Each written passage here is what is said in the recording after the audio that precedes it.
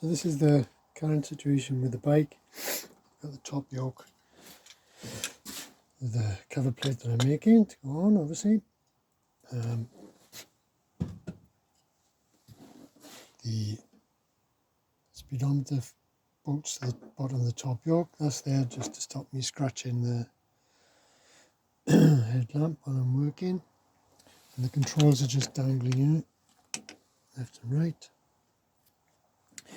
The tank was sort of polished. Over the winter it's lost, slightly corroded a bit. But that's okay. I'll just stuff back up, and I'm not worried about it. It'll be, perhaps when it's looking rough, it'll look good, if you know what I mean. So there's the fuel pump, which I've had to take back out while I was trying to get the bike working, check the pump is working. This tucks in there, so it'll be out of sight. And then all this triangle will be open, just the suspension there, and we'll have the fuel filter and the hose coming around back into the pump. This bracket got to come off now. I left it on there when I originally did the chassis, the frame, because I was going to put a side plate on, because we still had the battery box under here and all the electrics were in here. They're all gone now, because they're all under the seat. So we've got the battery, the ignition, start the solenoid. It's just the wiring for the tail lights. I haven't tidied them up yet. The fuse box and the two relays. One's for the indicators, one's for the fuel pump, I believe. Just the connectors. It's quite simple. Not too much going on. Regulator rectifier is on the outside here. I could mount it underneath, but I think that looks okay. Just stuck out there. Need to tidy the wiring up everywhere. I think I'm going to take this bracket off. I got a different master cylinder one, neat little black one. So I'm going to take this off as well on this side, and then mount the master cylinder to a bracket and from the top of the slave there, and that'll be a little bit neater there as well. Yeah, I've got a longer, what was this? This is the rear footrest and support hanger. I'll have to leave that one a bit long in a funny shape to hide the brake light switch behind. I could probably think of something to mount that somewhere else, but I haven't yet. I still might, and I can cut that down, just have this bit, which will be the same as on this side. Just a tiny bit left. The whole hanger is gone, obviously. So the things I've got to do are the brakes. There's no pads in there, I think.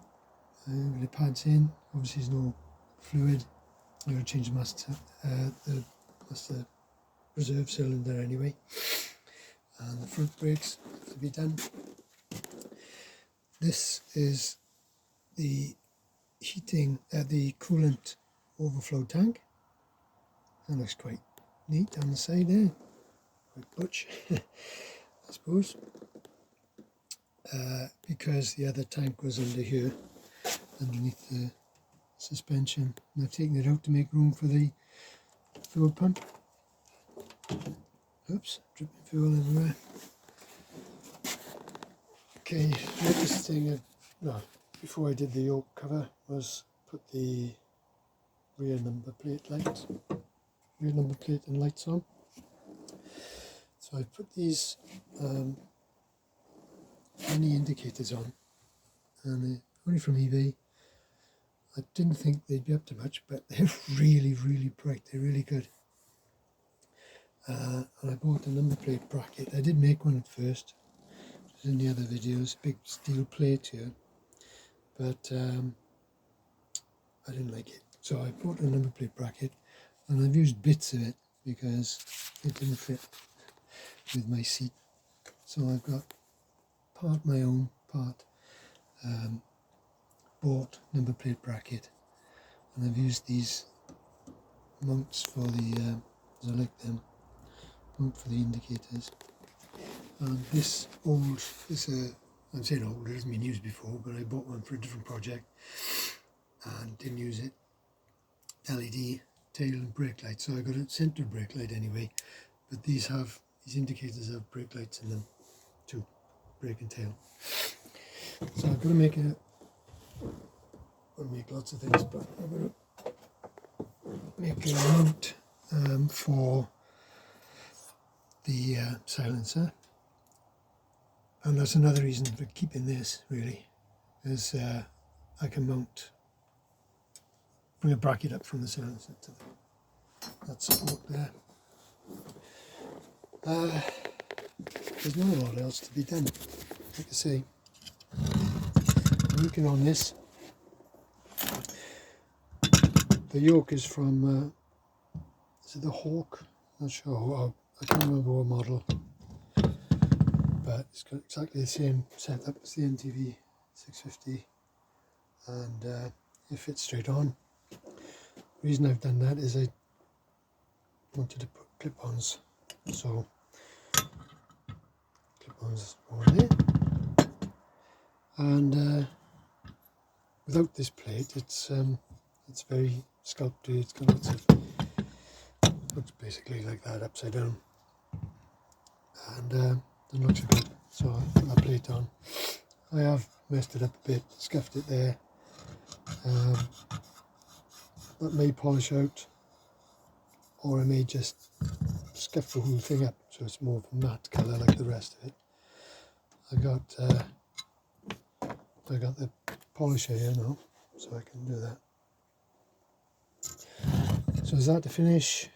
I had to, because of those bolts there, I had to grind off a little bit of an edge on these clip-on mounts, so that they fit around the head of the boat, and so I could rotate it slightly to adjust them.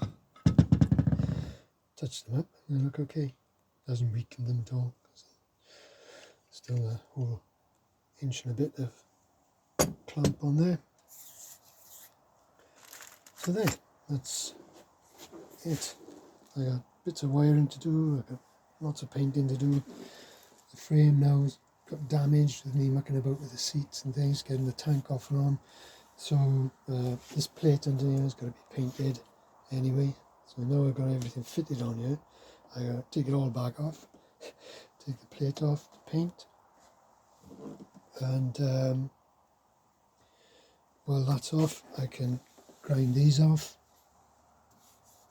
paint the frame, touch the frame up again, and bits and pieces that I've scratched and scraped, and yeah, it's not too much. It's not too much. But it's freezing in here, so I'm going in the house now. Have a warm cup of tea. So yeah, that's it. Bye.